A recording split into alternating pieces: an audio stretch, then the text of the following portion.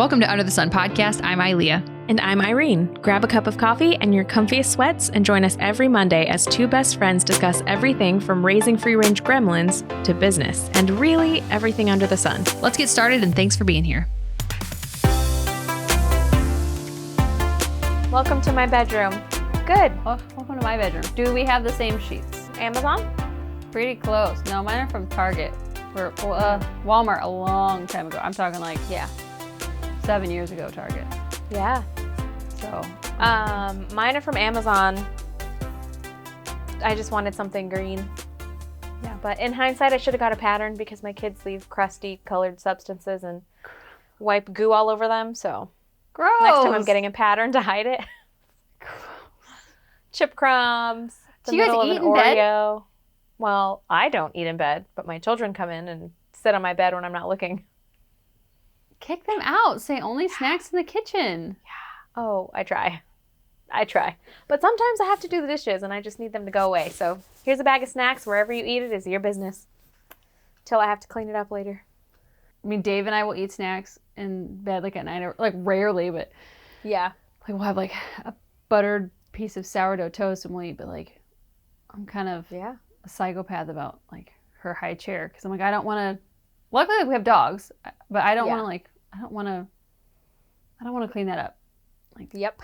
We already have so much against us. Like we have the farms. There's already like mud and the dogs' footprints and all their hair and stuff. Yeah. Like I don't want to add food on. Like it just, I have a problem with food. Just mess. mold. Anyways, how are you? Good. I'm good. I have a question for you that probably would benefit our listeners. Okay. How long do you keep your raw milk? Because it obviously there's no like expiration date on it. Do you just go till it smells bad, or do you actually drink it that fast? We drink it pretty fast, and by we I mean my husband drinks it really fast. He drinks it just like a cup of milk. Yeah, like probably with like every meal he's home, he drinks a glass of milk, which is very weird. I didn't even drink cups of milk as a kid because it just didn't sound appealing.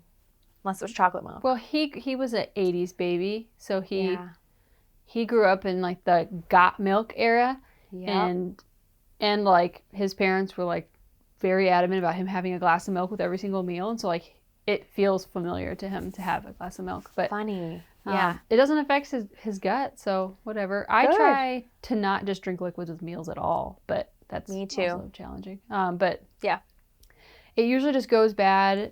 Or like we run out before we have that option. Okay. We did have one jar go bad, but like I had intentionally grabbed like a date further back.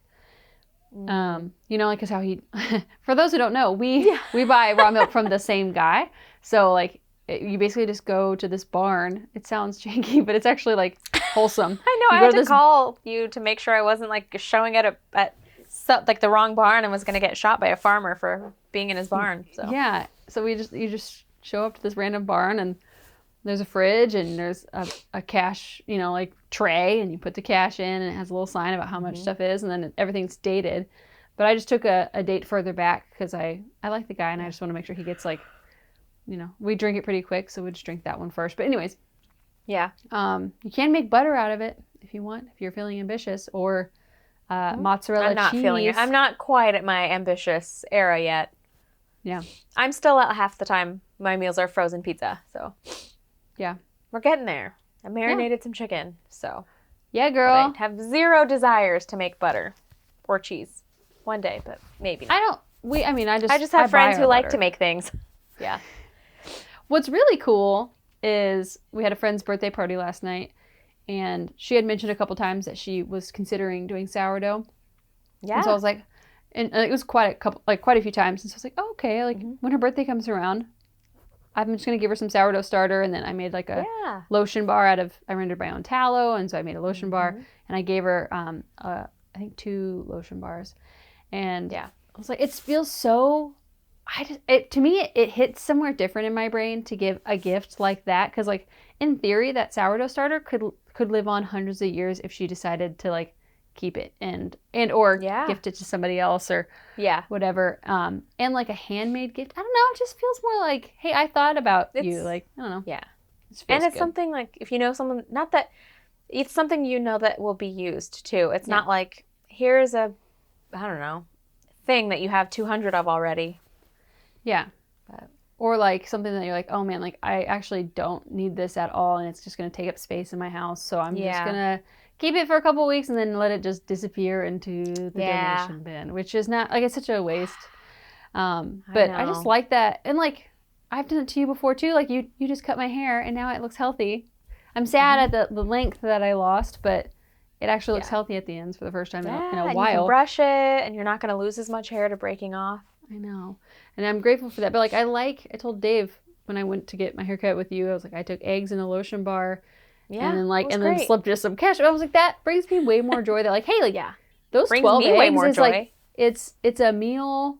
It's like at least a meal for all of you guys at once. Like it's one like protein source. I'm like, that's it's like that brings me so much joy. I never thought I was side tangent, surprise, that I at this like birthday party, which we just haven't been out in a while, but someone was like, they were impressed by my Instagram about like, oh, like sourdough and tallow and stuff. I was like, listen, I am not probably going to do this all of the time. Like, I'm not always going to render my beef tallow. I'm not always going to make my own bread. Like, I'm not always going to, make chicken stock. Maybe, I was like, if I found a really great cadence where I can just do it all in one day like I have. Yeah. But, like, it is so fun learning.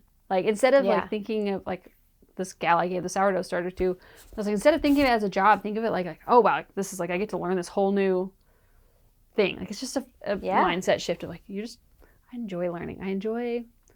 that we have birds, and that I am not the person I was 4 freaking years ago. 4 years ago, if you would have told me I had birds that I kept. In your basement? Yeah, he's dead. We had to kill him. So, did I tell you that? You told me, yeah. Okay. But tell everybody, because I think we talked about him being in your basement. Yeah, so listeners, here's the update. We had to send our rooster, who had that tumor on his head, to the little chicken coop in the sky. Because here's what happened. He was doing much better. I was treating his tumor that had, I know this is so gross, but it had busted through his skin, and it was just the tumor, like, and his skin was surrounding it. I was treating it, and it was actually going really well, and I was doing all natural herbals, and it was going great. He was recovering. So, like, he was doing so well that I was like, I'm going to take him back out, introduce him slowly to the rest of the flock, because he was the head honcho. There's another rooster now. That rooster has taken over dominance, and so like there's probably going to be some quarrels between them. Well, I take him out, and I didn't close the gate all the way behind me, thinking like, oh, it'll be a gentle, like, nobody's. I kind of forget how snoopy chickens are. They're very snoopy, and the rooster came in and just like beat the living crap out of him. And like I'm holding Leo, poor buddy, and I'm like, it has to happen a little bit. Like you can't interrupt. Like that's why pecking order is a saying. Like they have to fight, guys. Yeah, boo-hoo. And so I was like, oh, I kind of like let it happen a little bit, and then he like didn't get up, and then I was like, oh, buddy. Shit. And then he was like on his belly, and so like I did a quick inspection after I like separated him or whatever, and I was like, I'm gonna come out later because Leo was getting too fussy. So then I came out later, and turns out he had broken his leg during the scuffle. So he was just doing too rough. Like he then like regressed crazy. Like 15 steps back, and I'm like, at that point it's just mean to keep him alive. So we had to use, because even like the trauma he's gonna have if he did get better to go back in the coop, he's probably not gonna try to fight back anymore. Well, and so when we got our first rooster, the red one, who has now since passed, he was a smaller rooster, and then we got another rooster that was a young one, but he has doubled in size. So he's literally up to like half my thigh. He is gargantuan. And so that's terrifying. He's like a pterodactyl, and he has like gross. He's charged me a couple times, and he'll like fluff his feathers out, and then I like I've kicked him a couple times. Listen, if you don't live on a farm, don't judge me. Like I kicked an animal because he charged me, and like that's what you have to do to assert dominance, so that he doesn't think like he's in charge of me. Anyways, but he has substantially grown in the last couple of weeks, and or I don't know, maybe the other ones lost a lot of weight. I don't know, but the size. Is it the breed? Are they breed different or? Yeah, they're different breeds. Or I wonder if one's just bigger breed than the other. Yeah, but it definitely is a different breed, but it's he wouldn't have had a shot to be the head honcho anymore, because like I think because when they first met, they were the same size, but now this one's so much bigger. Anyways. Yeah. So he had to go. But actually turns out those 2 chicks that hatched in September, one of them was a rooster. So Shannon, the gray one, is actually a rooster. So it kind of, I know it's sad, but it works out. Oh, that's funny. I didn't know that. Yeah, so I sent that doula that was on our podcast a while back. I keep talking. I don't know why I'm out of practice, but I keep talking as if we're just on a phone call. I need to like bring people along. That's okay. On the conversation. But the doula who was on our podcast like a year ago at this point, Shannon, we named it after her, and because she's a friend of ours. Shannon's a rooster. And Shannon's a boy. So, I mean, it's a what's a gender neutral name, right? Yep. Shannon. Yep. But anyways, that's a long chicken tangent. But yes. Oh, I have to add on though. But because now like we often there's like a chicken to hen ratio you have to have. Like otherwise like we had to get a second rooster because he was getting so tired from doing his duties to all the hens because there was a discrepancy with too many hens to roost, so we got a second roo. Yeah. Well, then Shannon came along and I'm like, oh crap, now we have 3. Like now it's too many roosters to not enough hens, and they're like, and then they're gonna be overdone, if you know what I mean. And so I was like, oh crap, I'm gonna have to get more hens. Oh darn. and then now the other rooster has passed, and so that's the chicken drama. But yeah, I love it. I never would have thought. Would you, when you first met me, would you have ever thought that I'd be living this lifestyle? Nope. Me neither, man. Me neither. It's fun though. I love it. As long as you don't get pigs. If you get pigs, I'm out. Oh, I'll never get pigs. No. They're so gross. I don't like pigs. I don't eat pork unless like in pepperoni. Like that is my one. Yeah. Like I will eat pork because it's a part of pepperoni. Yes. Or like we eat a lot of Applegate brand meat, but I won't ever like buy the ham, but I'll buy the salami that has ham or pork in it. So but I don't eat pork otherwise. Like pork chops, I've tried. Like we'll go to people's houses for dinner, and I'm like, oh, and I'll like cut it up and then just leave it there cut up. I didn't like pork. Pork's another thing I didn't like even before switching lifestyle. I've never liked it. But my grandma was Seventh-day Adventist, and she didn't believe in eating pork. How did I not know that? You didn't know that? New year, new you. Let's get the parasites out. And the best time to do it, I believe, is a full moon, isn't it? It's the time that it's most effective, but there's no time like the present. Get the worms out of you because there's guarantee that you have them inside of you. I know you're like, oh, I've never been to a third world country, but you got them. You get them from the food, you get them from the ground, you get them from touching a door handle. It's gross. Go to rogershood.com and use our code UTSP10 for 10% off and start your parasite cleanse and send us pictures. Get those worms out of you this year. Yeah, I mean, she wasn't very practicing. She barely left her house. But growing up, she was Seventh-day Adventist, so no one ate pork. And then, so my mom didn't grow up eating pork, but she'll eat bacon. And I don't know if that just translated, because even as a kid, eating bacon is like, it has to be so burnt that I basically think it's a chip and not bacon. And then it's not good for you either. But yeah, I don't know. I don't know if that was like a nature or nurture thing, but I have no like religious beliefs about not eating like pork, but it just grosses me out. It's not, for me, I love bacon. I've never had, like, I like pork, but it's that video that went around of them pulling, wiggling out of the skin. The worms wiggling out of the pork chop. And I was like, that's it. I'm done. Like, I can't. And I'm sure that's true. I'm sure that has happened in a cow too, but pork. I don't know. I don't know. I don't know if people realize this, but my dad like raised pigs growing up, and they will literally eat anything. Like you have a dead body, you put a dead body in there, and then it will eat it, bones and all. You put like plastic bottles, it will eat the plastic bottles. Like they do not care. No. So I'm just not interested in. Nope. I'm not interested. So me either. Sometimes though, I'm like, ooh, bacon sounds good. Yeah, wow, what a tangent. 20 minutes in, what are we talking about today? Well, how are you? What's do we do highs and lows? Are we gonna let this thing continue? Yeah, we can. My low is that my basement's currently full of water after we just moved 4,100 square foot of stuff into it. So that's fun. Shoot. it's not flooded. So like there are dry. I'd say majority of it is dry, but where it's like dipped down, I'm just afraid the water, like it got the Christmas tree, which I'm sure is fine. But I'm gonna have to air that out so it doesn't mold before next year. But I'm just afraid if all the snow keeps melting, which is gonna melt, it's gonna spread. So far, it hasn't really spread past this little puddle, and we have fans on it and heaters on it, but it's not near the sump pump, so it's not like it can even be pumped out. It's like the foundation of the basement is cracked, so there's a crack and then a pond thing over here, and then way over here is the sump pump, so it would have to fill up and spill over to get out. So now we just have fans and humidifiers, hoping it'll dry up quickly, but that's my low. Mm-hmm. What's your high? Yeah. Oh, dang it. I had a good high. What was it?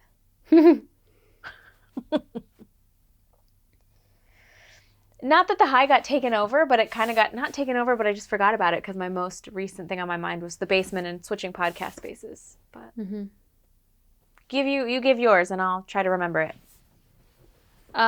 Low would probably be that Leo is in like I kind of had like this feeling that, oh, like I think like nursing might be coming to an end, and I wasn't disappointed about it, and judge me all you want, I don't care, but like I've loved nursing, and I would say up until like the 1.5 year mark, I was like, this is fine. Like I enjoy it. I can, look at her eyeballs and spend time with her. Yeah. And, but lately, I don't know what it is. Like I think she's leaping or something, but she's nursing like every 1.5 hours she wants to latch, and she's like started hating water and won't drink out of water and straws again. Yeah. So it's just a interesting developmentally. I'm like, oh, like she's wanting to latch all the time. And I'm like, I just need to get stuff done / like year 19, almost 20 months old. And yeah, I don't know. It's exhausting. So that's probably my low. But yeah. I don't know, just the bigger she gets, like I think the more she tries, the more nutrients she needs, and so she tries to draw it from me. And I'm like, there's food everywhere. Like I will give you whatever snacks. So now we've gone to like, instead of like, we've always done like breakfast, lunch, dinner, and she hasn't really snacked much. Like she's not requested it. Now we're doing like breakfast, snack, lunch, snack. Yeah, just distraction. So, to try to like encourage her, but still sometimes it doesn't work. Yeah. So that's probably my low of just. Yeah. She's requesting more of me. Yeah. So, what's your high? That my hair stopped falling out in chunks. So yeah, that's nice. That's awesome. And my nutrients have not gone up because I'm currently drinking a root beer for balance. So I think it's just that my stress levels have significantly decreased. So you probably have. You also have more joy too. I feel like you've like laughed more. I do. And just been. I sure do. Yeah. Nothing. It doesn't feel like everything's a pit of despair anymore. Not to sound like melodramatic, but I don't know. My internals were very fight or flight for a long time. So yeah.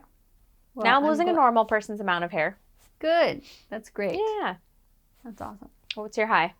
I'd probably say like I was gonna say the sourdough stuff. I should have saved it, but like gifting. I like gifting people things that aren't just like purchased, Yeah. I don't know. It's purchased gifts are very nice and very appreciated, but like I don't know, to do something like, hey, like I made this. Here's some This is fun.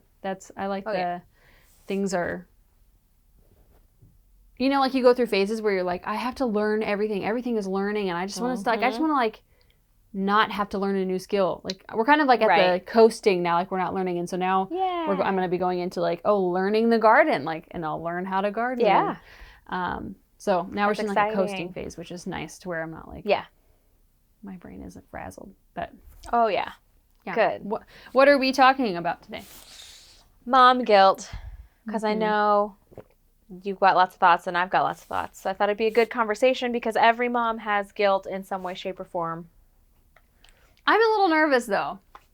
Why? Because I feel like you and I have I think it's good to have different opinions, but like, I think we have different opinions about this. Yeah, but I think that's okay. I think also people need to see, maybe especially the younger generation, like you don't have to agree with someone 100% on everything. Yeah. And you can still be friends. Like, I don't know. Yeah, I think it's good to see someone. I don't know about you. This is a make or break for me. I'm just kidding. Okay, I gotta go. I'm out. No. it's good, but like I just, as much as like I believe what I believe, like I don't like having uncomfortable, like I don't like having uncomfortable conversations, but yeah, like we should have a whole episode of uncomfortableness. Yeah, a cringe episode of That'd like be, things. Yeah. Okay, let's do it. I keep having podcast idea topics, and I keep forgetting to write them down. Yeah. So. That's like me when I keep trying to work on the hair course and I have this idea pop in my head, but I'm in the middle of a shampoo and I don't want to like break someone's relaxation to go write it down. I'm like, remember, and then it's gone. Mm-hmm. Yeah. I'm going to try to get better at that though. But so for those listening, sorry for the 20-minute intro. It's great.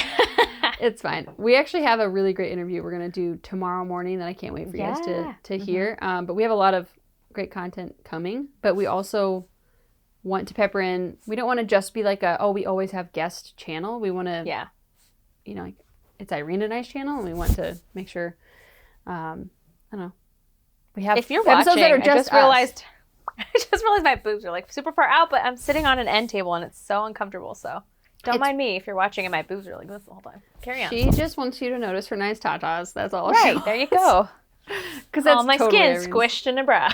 Well, I decided to not put on my jean jacket because Irene and I are literally wearing the same outfit. So yep, with our almost matching bedspreads. Yep. Mm-hmm. We're defaults. Listen, actually, like I have regressed. Can I get on a soapbox for a second since we're already so over? Sure. I am over the sad beige lifestyle. I never went into the beige, but I don't know. I think it's just beige makes me look dead. That's okay. But I went into the black clothing.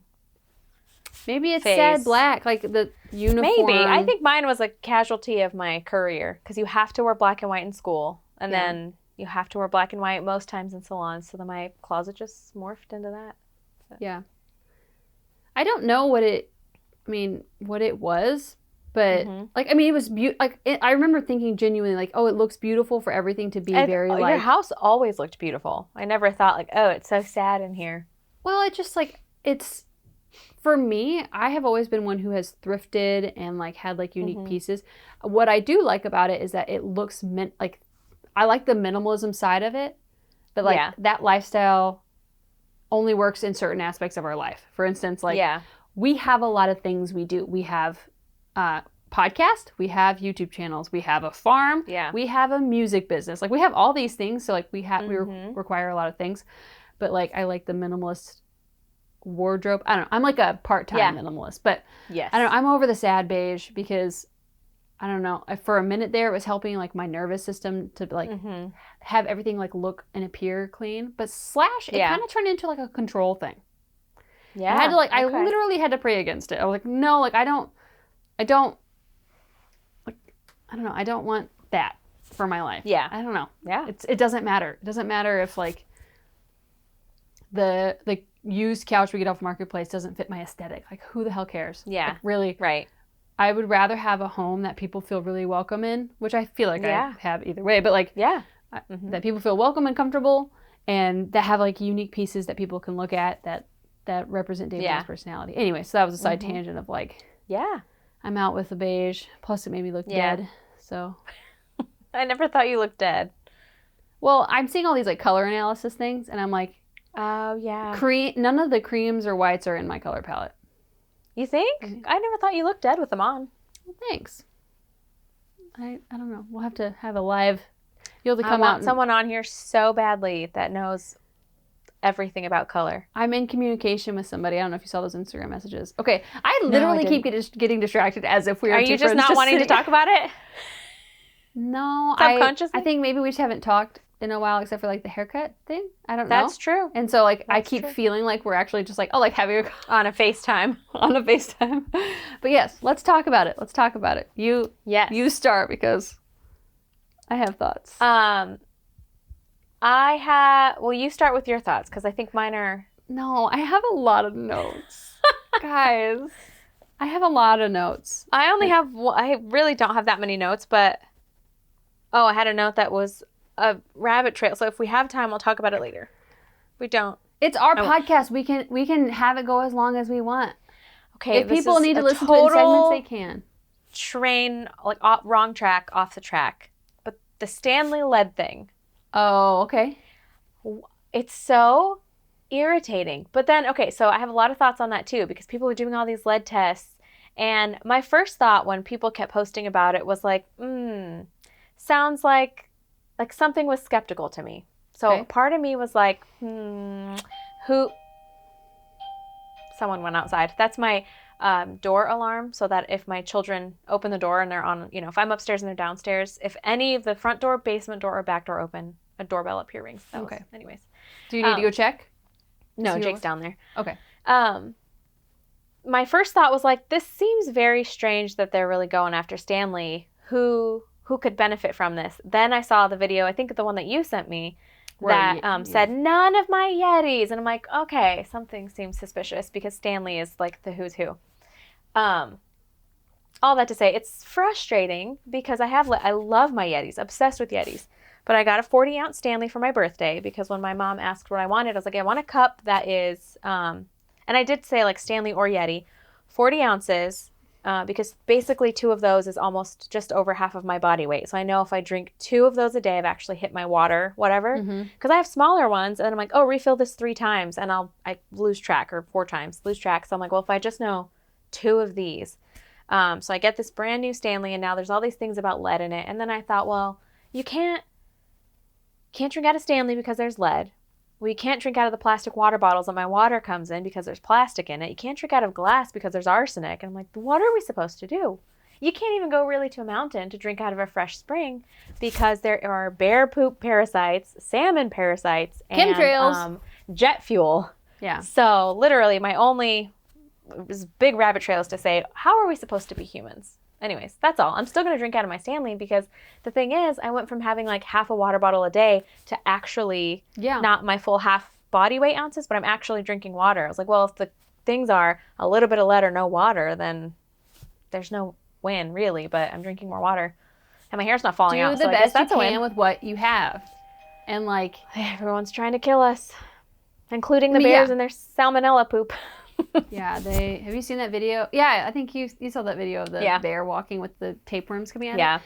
I mean, and that tapeworm's going where? In the ice, like a clear ice mountain water stream. So, well, and if you really think about it, like the chemtrails that they're spraying literally aluminum with like a bunch of other neurotoxins. Yeah. They're spraying it pretty high, and then if they're doing it at mountainous air, like it's actually falling. The most potency is probably falling right on the mountain. That's how they track. The amounts of jet fuel in the Arctic are how they track, because you think, oh, it's not going to reach the glacier mountains, but the jet fuel in the Arctic is how they're tracking time frames. I could be butchering that, but basically, like they'll go down 6 feet in the ice, and it's like, oh, how much jet fuel is in this ice? Then they run their research accordingly. So it's even in the Arctic where planes don't just fly every day. Yeah, but you know what's the redeeming factor here? Is that we have a body that God designed so perfectly that we have the ability to completely heal ourselves. If given the right circumstances, I mean, the right like supplements, and our world will never be 100% toxin free, but like if you just give it like kind of the basic core formula, like you can heal yourself completely. So that's at least the redeeming factor of like my off-brand cup probably has lead. It probably does. Because I do have one from Amazon that's just like a cheaper knockoff. And I'm like, well, if the Stanleys have them, then the knockoffs definitely have them. Yeah. And it's just, but like, also it's, if I got rid of every single thing, I think we talked about this on the last episode, that like my crock pot, like, listen, I would love to have a stainless steel, what are they called? Yeah. Instapot? Instant Pot, yeah. But like at some point, that probably is going to come out with something's wrong with that. And well, plus, if the Stanley has lead only in the core, sandwiched in between the stainless steel, then I would probably guess that the Instant Pot does, because it's because I have one. It's a stainless steel thing with a thick, some substance sealed into the core. And I think aluminum heats better than stainless steel, so I wouldn't be surprised if the center of that's, or I'm sorry, lead. I wouldn't be surprised if that's lead too, so who knows. Just do the best you can with what you got. If you get on Instagram and you see all these videos about your Stanley having lead and it's causing you stress, just bounce off of Instagram because I think the stress is going to be worse than you dehydrating yourself and not drinking water. Yes, So hold on. That's my soapbox. I have like it goes along with then what we're talking about with mom guilt and stuff. Yeah. And again, this is my hot take that I feel like we're maybe not quite aligned on, that like, yeah, if you go on Instagram and somebody's video makes you question your self-worth or who God tells you are, then your priorities are in the wrong spot. Like if you're, it's like that course we took with Dean Hefta where he says like, nobody can make you happy and nobody can make you sad. You can't make anybody happy and you can't make anybody sad. You go to social media and you're like, sure can. I can say, woohoo, Trump 2024. And then everybody freaks the F out. I'm not making a political statement there, but like that's the example. Right. Or you can really don't put your baby in a easily. bucket seat, and then they like freaking uproar about my kid's just Shaming fine. moms. My kid's actually like, you're shaming moms. You're making them feel guilty. It's like, well, I actually don't have the capability of making you feel shame. I don't have the capability of making you feel angry. Like that is all on you, and we don't take accountability for ourselves. Like, and that's, I guess it's different with the lead thing because they're actively trying to kill us. But we like at some point, my belief is that like we have to just like be secure in the decisions that we're making, even if it's not ideal. Like you know, like it's not ideal that my kid watches like there's some days where she watches way more TV than I would like, but that's the day. Like our house is so chaotic, like it's so messy. Like the dogs have tracked mud in. Things are just you know, like, or I need to clean. Like it's not ideal. I don't love it. Yeah. But I can recognize that I am not a shitty parent because I'm letting her watch, 4 hours of Little Bear. Yeah. Like I have to then serve the family in this capacity, and that's the sacrifice of she's watching some TV. Well, I get these things done so that I can be a present mom for then later on. Does that make sense? Yeah. Which that kind of piggybacks into the only note that I have in my phone. Let me pull it up. Because realistically, like, she's not going to melt her brain if she watches Little Bear for the day. You need to get stuff done, and she's not old enough to say, go play in the backyard for 2 hours. Because, you have to watch her.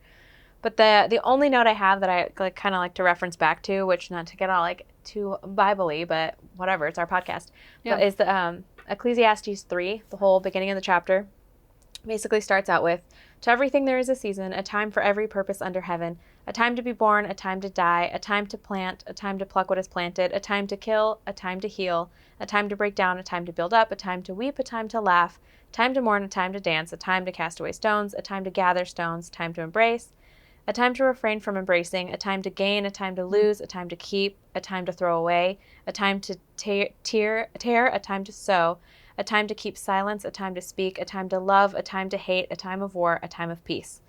And to that thought, now is not the time for you to say, go outside and get some vitamin D, A, because it's winter, B, because she's a baby.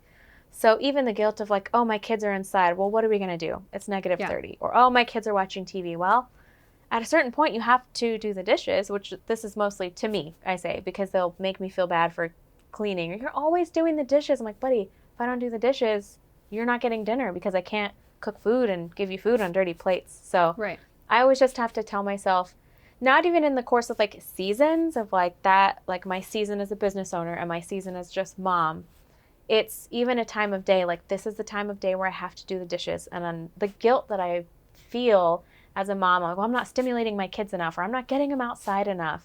I have to just remind myself there is a time for everything. There's a time to do the dishes, and there's a time to play fake kitchen with my kids. There's a time to just for everything. And so there's a time to let your kids go outside alone for 6 hours, but maybe not until they're old enough that they're not going to run in the street or die. So for sure. There's a time for everything. And also like, and I know in this like gentle parenting world, which I'm all for a middle ground, because there's like, I feel like the 80s. You like that meme I sent you?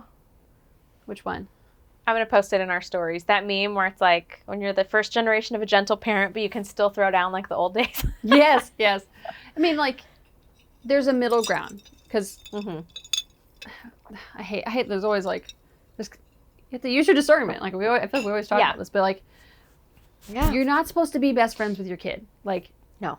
We are, like, God appointed us to raise them, and like, it is so much fun to have joy with your kid, to play with them, to do all these things, but like, just like God has boundaries with us, like we have to have boundaries with our kids. So like, he's mad at you that you're washing dishes, but also like an orderly home reduces stress for the entire family, you know?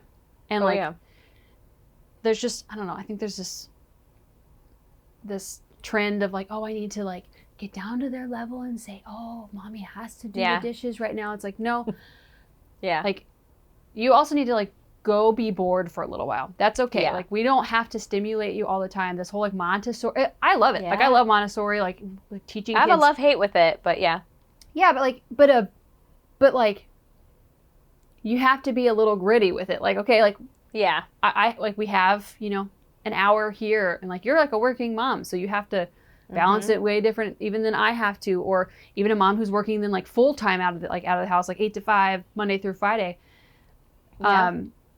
You just have to be like, I don't know, okay with the structure of like, okay, I have to edit then these podcasts, like we have to, you know, run this business, and you have to then go just play and be bored, and it's okay for you to come up and cry at me a couple times and me say like, I love you, but this has to get done. Like, we have to, I don't know. I don't know what the answer is, but like, we're not best friends with our kids. We have to be like, for the betterment of our family, you are a contributing member of this family. You have to sacrifice some too. Like, even though you're 1.5, you know, a little over, almost 2. You can serve the family too. Like, you're not just like we're not going to cater everything to you. Like, I love you. I would, the horrific things I would do to protect you. But also, like, it's good for you to not be the center of everybody's universe. You know? I don't know. That's mine. Because they also need to learn how to be functional adults in society, which means like they can't just, no one's going to follow them and clean up after, like, they have to watch us cleaning our homes, doing the dishes, bringing income into our family so that they know, oh, as an adult, I have to do these, like, and we tell our son often when he's like, that's boring. I'm like, sometimes you just have to do things you don't want to do, and that's part of being a person, and that's fine. Like, it's okay to be angry that you're bored, but you're just going to have to deal with it. Ooh, can we make the internet bad? Yeah. Okay, have you seen that reel of the woman? She does, like, she puts a ring on, and then it flashes to her, like, cleaning her dishes, and then she takes it off, and then she's standing there in, like, a suit. And then she puts on a ring, and then it flashes to her, like, changing a diaper, and then she takes it off, and then it's, like, her in a suit, and then she puts it on, and it's her, like, doing laundry or whatever. Yeah. And it's, like, and then she, like, throws the ring in the trash, and she's like, I don't want it. And I'm like, so you're telling me you as a single woman don't have to do chores. You don't have to. Yeah.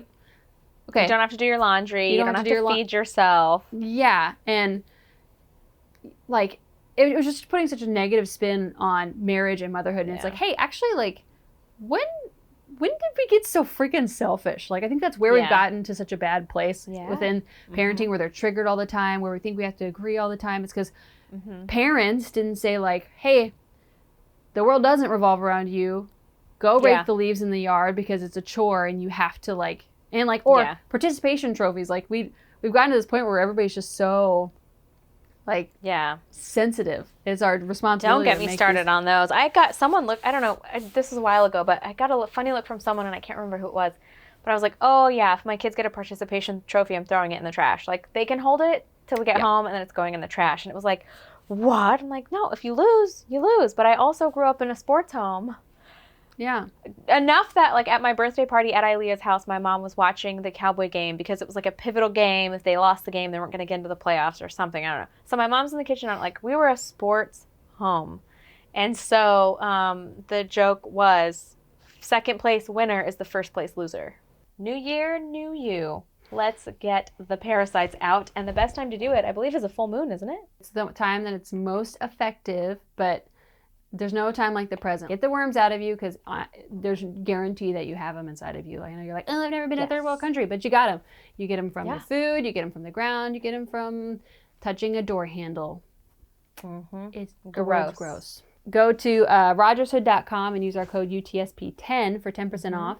and start your parasite cleanse and send us pictures. Get those worms out of you this year. Which, I mean, maybe a little too much, but I mean, if you lose, you lose. Like, you can't win everything. You don't. I mean, look how it's not worked for trophy. society. Like, we have all these. I know. And I am a millennial. I can say. Yeah. We didn't get participation trophies for sure, but like. No. No, I got to sit in a locker room on the floor and cry my eyes out that we lost a game. So. Yeah. And it builds character to lose because it shows you your downfalls. It shows you your flaws. Yep. Instead of having a cookie cutter parent that says like, oh, you're just as good as them even though you didn't win. It's like, you're a valuable human. Like, you still have value as a human for sure. But, like, you were not as good as them. Yeah. What are you talking about? Like, losing is such a good thing. Like, I mean, I've never won a singing competition. And I've lost. Like, I've come close, but then I, like, lose. And it's, like, it built character. It sucked. Yeah. It forked up my self-worth for a while, but, like, it built character and it forced me to like find out who I was and what I believed. So let your kids lose and don't feel guilty about it. Just do it. Yeah. Like, what I like to, can't remember where I heard it, but it's just like mold, shame grows in the dark. And so like, if you feel shame about, I don't know, now I'm blanking on something. Like if you feel shame about your kid watching TV, or you're not stimulating them enough, or you're not spending enough quality time with them, like shine a light on that. Like, what is that? Is it that you feel guilty that you've been scrolling on your phone for too much, or are you like prioritizing other things, like not productive things for them? Like shine a light on it. Or is it that like, no, I've actually been working really hard to provide food for my family and to pay the rent and to pay the mortgage, or I've been working really hard doing that, and then when I come home, like we have to eat food. Like 4-year-olds, 3-year-olds, 2-year-olds can't cook, so I have to then spend that time to cook, and then it's like shine a light on the actual like, I think we're so easily caught up in like, oh, my feelings are true. These feelings of guilt and shame are true. They're not. Yeah. Like, if you really shine the light on them, you'd be like, no, this isn't true. And if a friend came to you, if you came to me, Irene, or if I came to you and I was like, I feel guilty and shame about this, like, you would tell me all the reasons why that's not true, like all the hard work that, I'm doing. And so, like, if you don't know how to shine your own light on, like, your situation because you are in, like, a pit of guilt and shame, like, go to a friend, a sister, a trusted somebody to say, like, nope, these are all the reasons this isn't true. Let's rewire your brain to see, what did you call it in the happy, like, you're talking about the happy book of like. The automatic negative thoughts? Yeah. Like retrain that. Cause like, I don't think mom guilt is a thing. I think it's, societal expectation that just because this, Utah mom who has like, like a huge mansion and probably a nanny, like that, like you cannot, like comparison is the thief of joy. And also like if you're feeling like you're not enough because of somebody on the internet, then like you're telling God that he made a mistake with how he's curated your life. Like, and who you are as a person and who he, like the kids he has given you to steward. Like you're telling, like you're saying you didn't do a good enough job and like I should have been living in a mansion like that.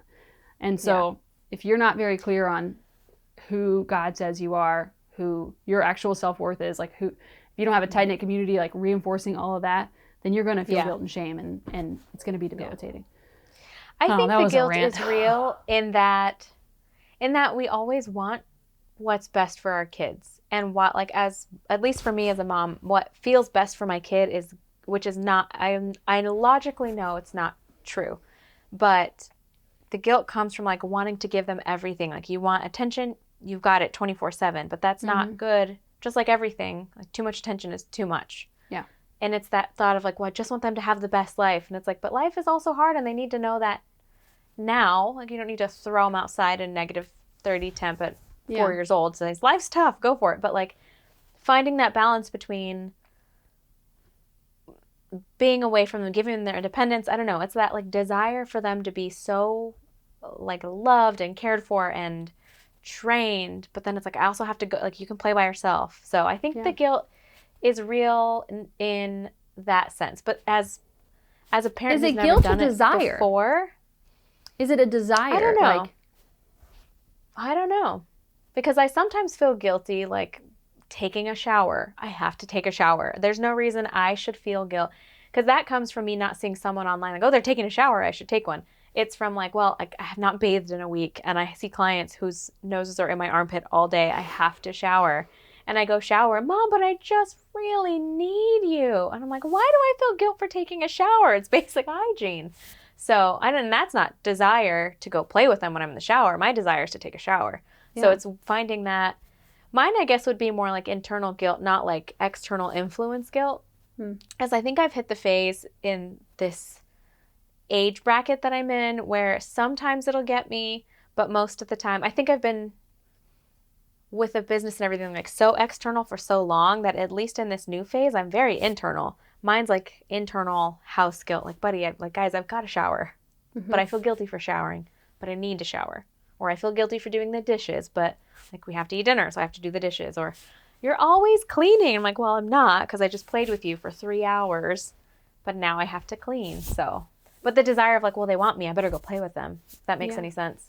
But like, what an unrealistic expectation though to put upon yourself. I don't expect anybody to pay attention to me, a grown adult, that long. So, well, and it's good for your kids to not get what they want. Like, yeah, because you do play, like when you're playing with your kids, like you're present and you're there, but like again, it's like healthy boundaries. Have you ever read the book Boundaries? I don't think so. Listen to it on audiobook. Oh, actually, you love reading. Like, it is a good book. Yeah, I love reading. And it's like, it is good for kids to be like, no, you can't come in the bathroom while I'm taking a poop. Yeah. This is this is a wall I'm putting up. Like, and they're like, he's a Christian, so he is like, he writes it from a biblical worldview of like, like God put certain boundaries in life, and it is okay for kids to, you know, like if you just play with your kid for a couple hours and then suddenly you're doing dishes, like you're always doing dishes. It's like, because or I'll play with him for 3 hours and then I'll stop and it's like, you ruined all my fun. And I'm like, okay, well, that's like, but that's something when the kids say stuff like, you're ruining all my fun after I've just played with them, it's like, okay, you're just a kid learning how to emotion, and that I'll let slide. But yeah, but that's not, you shouldn't, I mean, and I can't say you shouldn't feel good because you're responsible for your own emotions, but like, I don't know where this came from, because like I got in that trap too of like, oh, I haven't showered in like a week and a half, and I'm like, because I've been prioritizing everything else, and it's like, what is that to where it's like a value issue of like, of like I need to value just my basic needs of like taking a shower, shaving my legs, you know, occasionally, and making sure that I feel like recharged enough to like continue on that, you know, slow walk in the same direction of parenthood, because that's what it is. It's like we have to, you know, it's not remaking the wheel every time. It's like, okay, it's just this same walk or the slow walk in the same direction, trying to steward our kids well. Well, it's like the other reel I sent you the other day where the mom was like, if you talk to your kids the way you talk to yourself, it's like if Nova has a rash and she needs to take a bath, or she has a stomach ache and she just needs that warm water bath, I'm like, come on, let's go take a bath. Meanwhile, I haven't bathed in a week. But it's like, if she came up to me and said, my bones hurt, I really need to go take a bath, I'm not going to say, well, sorry, you can take a bath at the end of the day if you've gotten all the laundry done and if the lunches are packed for tomorrow. Like, I'm going to put her in the bath immediately. So why wouldn't we do that same for ourselves? Yeah. Well, and when we talked to Mama, remember our podcast with Mama? Yeah. And she was like, she talked to her kids and she said, what did I do wrong and what would you have wished you'd seen? It's like, I wish you would have prioritized yourself. And I think that about my mom. And as my mom's listening to this, I wish she would have prioritized herself more. Not in the sense of like showering. She'd never smelled. Like, that's not what I'm saying. Yeah. It's like, but I wish. Yeah. Seeing your kids say, but like, you need to spend time with me, and then you drop everything or you drop the project you're working on. Like, that's not, it may seem good for them now, but it's not good for them in the long run. Yeah, but that's where the guilt kicks in, and it's like, you have to tell that guilt, hey, you're a lie, get out of here. I've got to finish this thing. Like, this guilt is not warranted. Right, because or like invited today. Not every thought is true. Not every feeling is true. And like, yeah, I think it's both and, because like guilt can be a really good compass to like, oh, hey, I'm not going the right direction. Like like for me, like I don't like that I'm scrolling on my phone every time I nurse. Like I'm like, I don't need to be doing that, because like Leo like hit it out of my hand, and I was like, okay. Like I felt guilty about that. I'm like, that's an appropriate amount. That's of an guilt. appropriate guilt of saying like, oh, I need to pay attention, like look her in the eyes while I'm nursing her. Yeah. Because she wants to just feel like the priority. That's appropriate. I felt guilty because that is appropriate, and I deserve to feel guilty. Yep. If I feel guilt over doing the dishes because we need to eat food and like, for dinner, that is not appropriate guilt. That's life. Like I don't know why we've been like, I don't know. It's good for kids to also be uncomfortable. Like it's okay for them to be uncomfortable. Like, oh, you're not prioritizing me. It's like, that's okay. You're not the center of the world. I know it sounds cold, but you can. But it's true. It's a loving thing for them to know, because otherwise they're going to become a teenager and then an adult, and it's going to be a freaking cruel reality when the whole world doesn't drop for them. And then that's why you have all these kids that are super depressed and just dopamine seeking everywhere. Homes. Yeah. And so, it's... Yeah. I would say then, if you're feeling guilt on anything, take a minute to ask yourself, is this guilt warranted, or is it a lie? And that's going to take, thought as it creeps in before it has time to take over. It's going to take conscious effort to say like, wait, should I be changing something, or is this what I'm supposed to do? Then tell the guilt to go away. Right. I agree. And pray for discernment on it. Cause like, so I heard a sermon a while back, and I took note of it because when you have a kid, your marriage changes, and things, we've talked about it. Maybe we'll talk about it later. And I'd like to maybe have the guys on and talk about that. But like, we were just in a rough patch, and I was listening to a sermon, and the pastor said like, hey, remember the enemy didn't come after Adam and Eve before they were married. Like it was after they were married that they came for like to steal, kill, and destroy. And so there's something after marriages and parenthood that like it's important work that we're doing, even just the mundane of like, if you're a stay-at-home mom and you're in the thick of it every single day, but pray for like against. Hold on, I want to read my note and make sure I'm clear on it. Pray for discernment about like taking captive your thoughts and the external expectations of that aren't God's. Like God didn't say like, your house needs to be spotless every single day for you to be a good person. Oh, yeah. You didn't do 12 Montessori things with your kid today. Man, you're really falling short. Like literally nowhere in the Bible does it say that you have to meet those expectations. Like it's, you know, there's the Proverbs 31 woman where it's like, you rule it like a business. Like you do it well, but there is no, like, I just feel like people need to be clear about who the Bible says they are. Like who God says we are as his kids, not like, it's not of works. We need to just make sure we're, attentive, loving parents, but that also discipline and set healthy boundaries and lead our children well, because that's what matters at the end of the day. Yeah. I don't know. That reminded me of another side tangent that we should do a podcast on, like, we should find some books and do our research, but on like basically like the pioneer woman, because that led me to a thought of like marriages where the woman will get to where it's like, well, I'm all alone, or like they always work, or all the things that can creep in to a marriage when you're tired.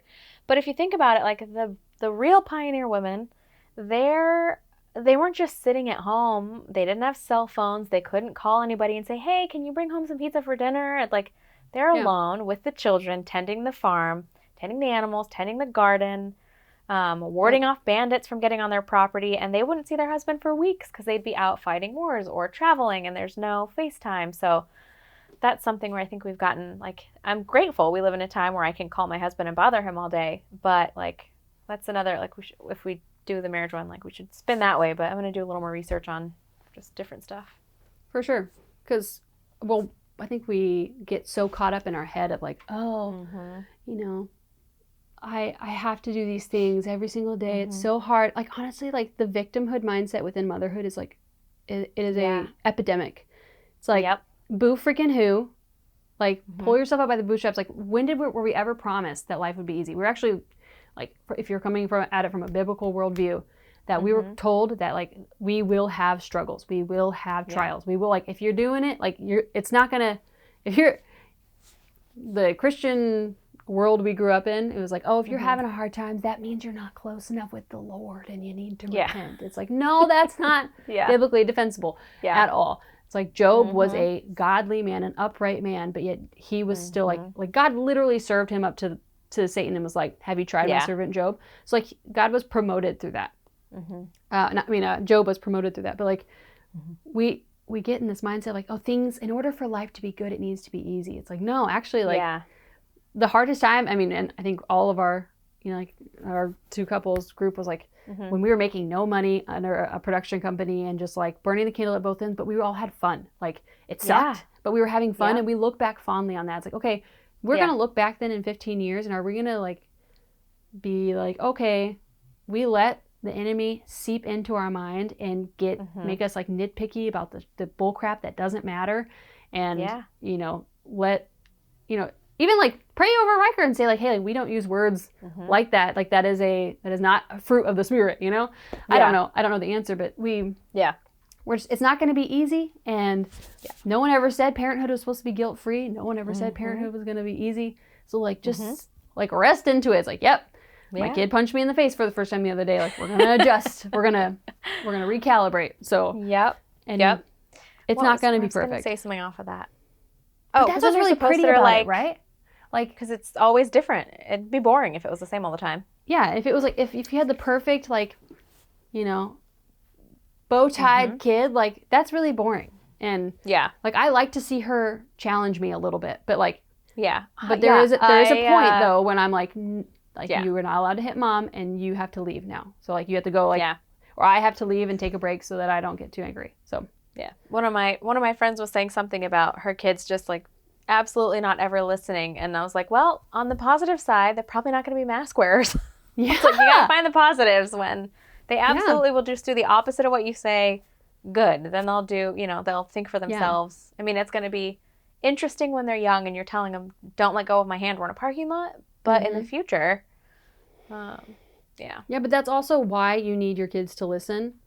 Like, I know I hated it as a kid when people are like, why do I have to do this, Mom? It's like, because I said so. Like, we get in this culture where it's like, oh, you need to explain every single thing to your kid. It's like, no, we're the parent, and, like, you don't understand the evil that's in the world. You don't understand how vehicles work. You don't understand.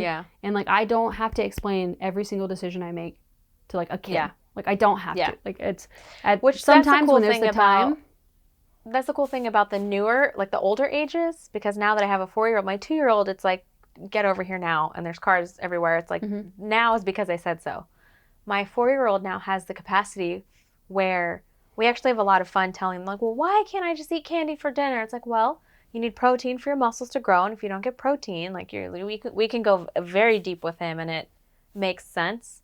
So it's cool also when they get older, because then that is unlocked, and then it's not just because I said so, because at his 4-year-old brain, that doesn't fly with him. So now it's like, well, because if a car comes around that corner too fast, and then it's nice because in our parking lot thing. Does he adhere to that?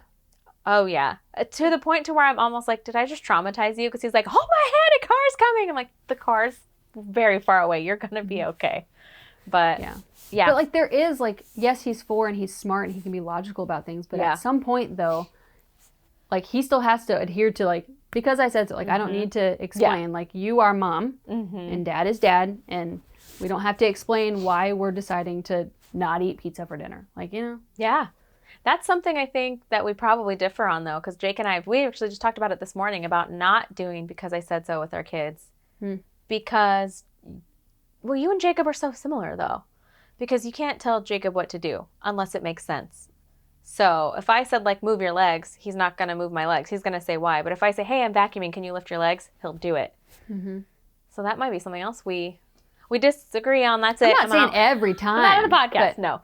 But, like, that's our active goal now is to tell them. Yeah. tell them why, because he said how much he hated because I said so growing up. Yeah, but like, don't you think there's a little bit of needed respect of like, oh, like that's my mom and dad and they love me and they want what's best for me, and none of this is to belittle them, but like at some point it's a little bit of a respect of like I don't owe you an answer. Yeah. Right? I think we're doing it, at least with ours being older, more of out of the mutual respect, because we expect him to use his words with us. So now we're very, Nova too, she's starting to get to where she can comprehend a lot. So, yeah, we've pivoted almost completely against because I said so. And it slips out sometimes because I'm frustrated and I need you to let go of my leg. Well, why do I need to let go of your leg? I'm like, let go of my leg. Yeah. So, yeah, we've pivoted to where it's like, yes, they need to respect us, but at the same time, I would hope that they wouldn't go off to a workplace somewhere and a boss say, well, you have to do this. Well, it's like, yeah, there's a chain of command, but also if the command is wrong, because there's some stuff that. But the chain of the command. I love my parents. The chain my of command parents is were great. Paying you, you know, like if I want it done, X, Y, and Z, and I'm paying you that way. Yeah. That's like, as long as it's not morally wrong, it is his job to do X, Y, and Z, right? Yeah. Like how I say it. Like if I'm paying someone to do that. I think that's where it splits into like some people are better off working, which is going to probably irritate the internet too. And some people are better off being the boss. I think.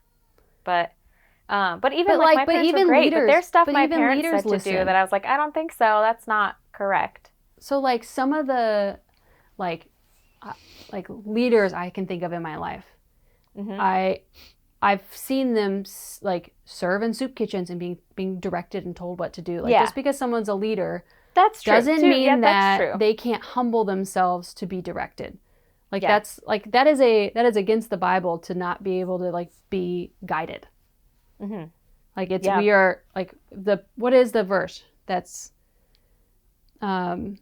there's like lots of verses that like the man who can't be directed. It's like in Proverbs like 1,000 times of like if you can't be directed like you're an evildoer. Like you need to be able to accept direction, which is something you have to accept direction, but it's I don't know. Maybe it's mine and Jacob's phase. Like we're both in our don't tell us what to do phase. Yeah. But there's someone needs help crossing the street, we're gonna help them cross the street. So I don't know. But that's one of those things you'll never know. You'll never be a perfect parent. So don't even feel guilty about being perfect because you're going to say something wrong to your kids or you're going to, at some points, lead them in the wrong direction because we're all imperfect humans. But. Well, that's not ever the goal is to be perfect. No. I don't know where that perception came from. Yeah. It's social media probably. Because. Probably. I don't. Like, I asked my mom about mom guilt and she was like, yeah, you just feel guilty that like, oh, I wish we were able to like provide different things for them or more toys or, you know, things like that. And I'm like, she's like, it wasn't like something that riddled me that like took over my life. And I was like, I think it's from the new age of social media and Pinterest and all the things of people like kids looking aesthetically pleasing. And it's like, unrealistic. We showed up to church this morning and I realized Nova's hair wasn't brushed. And part of me was like, her hair's not brushed. I'm like, who cares? She's 2 and she's running around having the time of her life. So yeah, I don't know. I've fully prepared for my kid to be like the farm gremlin who just rolls in with like overalls, and I'm totally like that's okay, and it's also okay for her to not have the most stylish clothes. Like it is, it's okay. It's okay for us to also not like we're not supposed to meet all of our kids' needs. Like we need to teach them that like to run to God for that, like to Jesus to meet their needs, not mom and dad all the time. So thanks guys for listening. I hope this helps and encourages you that you know, it's not about being perfect. As long as your kid is, you know, fed, dressed, loved. That's all that really matters. Oh yeah. Thanks for being with us today. Follow us on Instagram at @underthe_sun_podcast. We'd love to meet you. Please help us out by subscribing on YouTube and leaving a review on Spotify or Apple Podcasts. We'll see you next time. Please remember this information is made available to you for informational and educational purposes only. It is in no way a substitute for medical advice.